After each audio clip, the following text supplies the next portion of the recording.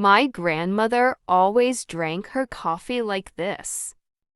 I thought it was because it was too hot. Do you remember older generations drinking from their saucer?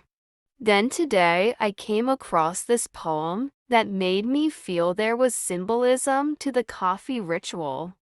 Drinking from My Saucer by John Paul Moore.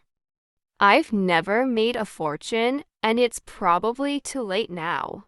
But I don't worry about that much. I'm happy anyhow. And as I go along life's way, I'm reaping better than I sowed.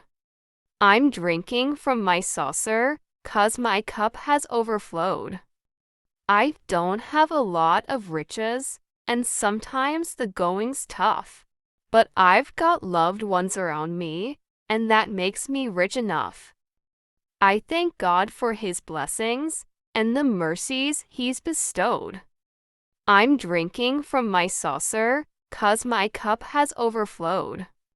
I remember times when things went wrong, my faith were somewhat thin.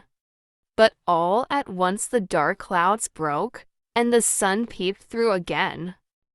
So God, help me not to gripe about the tough rows that I've hoed. I'm drinking from my saucer, 'cause my cup has overflowed. If God gives me strength and courage when the way grows steep and rough, I'll not ask for other blessings. I'm already blessed enough. And may I never be too busy to help others bear their loads.